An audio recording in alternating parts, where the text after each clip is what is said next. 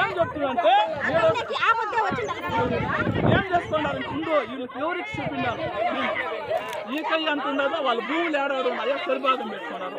ఏమి ఆయన అమ్మ ఇద్దరు అక్క తమ్ముడు ఏం చేసినారంటే ఒక గొడ్డం ఎకరా ఉండేది అర్ధ ఎకరా ఉండేది 1/4 ఎకరా ఇట్లా ఏం చేసినారంటే అన్నింటిలో భాగాలు పెట్టుకొని చేస్తున్నారు. దీని ఏం చూసినట్టు ఏమో వానికి ఒకసారిగా ఉండిపోండా వానికి నువ్వు రాసిచ్చేది నువ్వు వానికి రాసిచ్చేది 3 నెంబర్లో నీకు ఇస్తాము మాకు అంటే ఇప్పుడు మేము నిద్ర లేస్తే వండికి పోతాము, దాంట్లో ఒడ్లు కట్టేస్తాము.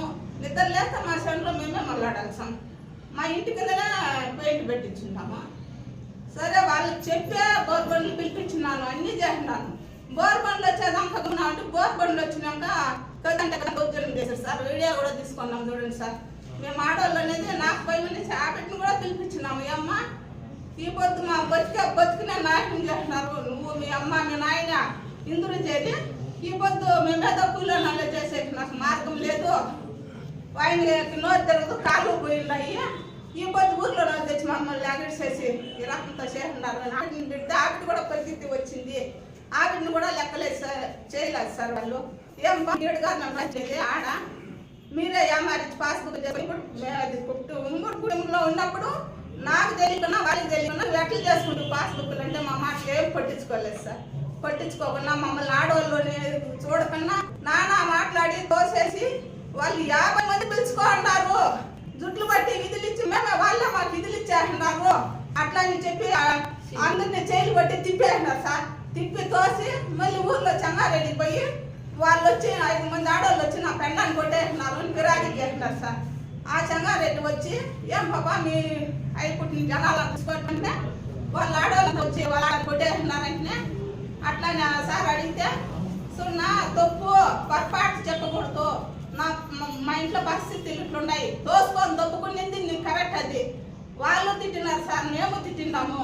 ఎవరి మీద ఎవరు కొట్టుకోలేదు, తోసుకొని దొప్పుకోండి జుట్లు పట్టి గుంజుకోండి వాళ్ళు అందుకోవాలి వెళ్ళిపోయినారు, బండ్లు దొరిమేశారు సార్.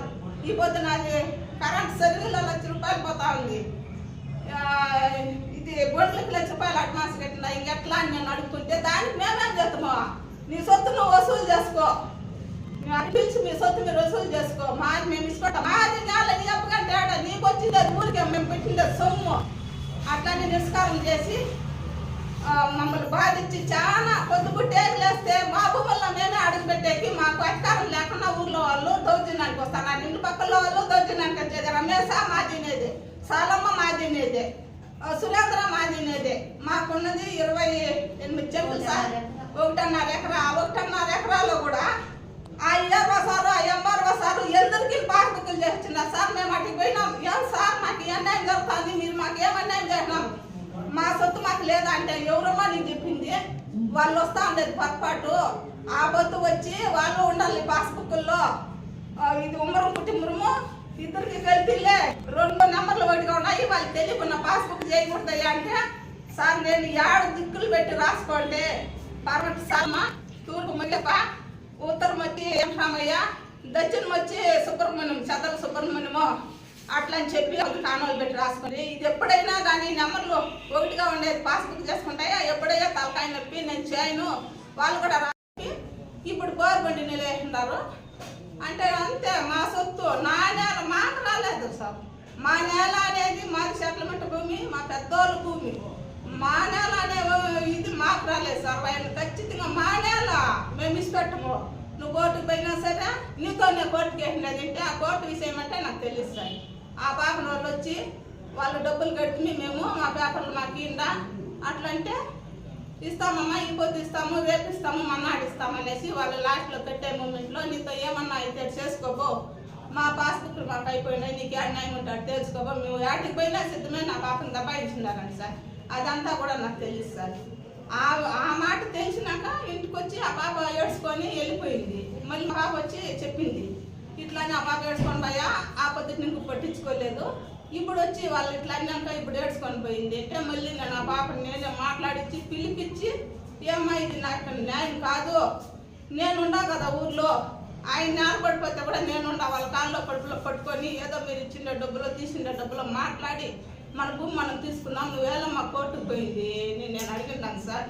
ఆ పాప ఏమని నేర్చుకునేదంటే నాకు ఇంత తెలివి లేదు, వాళ్ళు అడిగిన వాళ్ళు నన్ను యామారిచ్చి సుబ్బన్న అంటే ఆయన సుబ్బన్న అనేది తిరిలోకి పెట్టి యామారిచ్చి నీవు మా ఆడబిడ్డతో సమానమ్మా, నీ సొత్తు నీకే ఇస్తాము అట్లా అని చెప్పి ఇంకొద్ది పోయి డబ్బులు కట్టేసి మా పేపర్ నాకు ఏంటంటే పోయే లంజా పెట్టా ఆడే నీ అబ్బుగొట్టు మాది సొత్తు నీకు ఆడ ఉంటే ఆడే తెలుసుకోమంటే అదే వచ్చి మా సినిమామని కొట్టుకొని పోయి మీ దాకా నేను రాలేదక్క, మా సినిమామని కొట్టుకొని పోయి నేను కోర్టుకి వేపించున్నాను.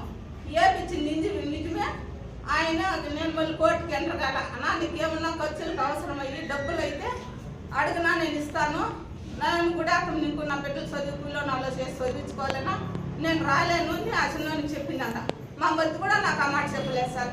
ఇప్పుడు వాళ్ళు వచ్చి నన్ను నిందిస్తున్నారు, నీతోనే వాళ్ళకి అంత ధైర్యం లేదు, నీతోనే కోర్టుకు పోయిండేది, వాళ్ళు ఎప్పుడో ఇసి పెట్టేస్తున్నారు భూమిని, నీతోనే ఇంత జరిగిండేది, వీటిని పిలిచి పరిష్కారం చేయి అన్నాక మేమేమి ఏపీము మీ ఇల్లు కట్టినకు నువ్వు ఉండే జాగాలో